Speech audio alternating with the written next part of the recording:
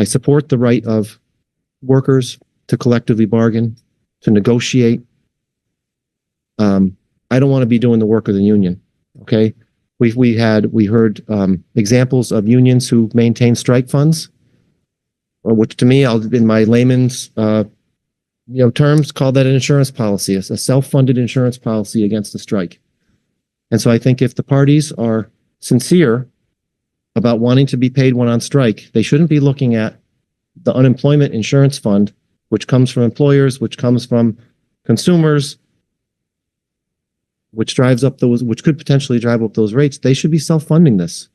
If it's that important, those dues should include an adequate amount to support those people, support the people who are going on strike for a certain amount of time. If part of that is the conviction, and I think we've taken some of the skin out of the game by putting the taxpayer and the consumer, somebody who has no party in that argument, in the disagreement. None. So labor and management have had disputes for centuries, and they've worked it out. In some cases, they don't work it out, and there's a strike, or the employer goes out of business. There's a number of different scenarios that can happen, but this is not new. Strikes have there have been disagreements between labor and management for centuries, not strikes.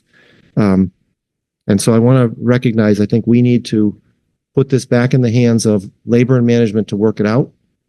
And they should be responsible for their own best interests. And I encourage,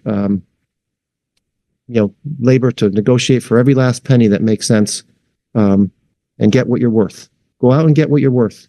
I'm not holding that against anybody, but I don't want to be determining your worth, and I don't want to be put in the position of having to negotiate on behalf of the union. Thank you, Madam Chair.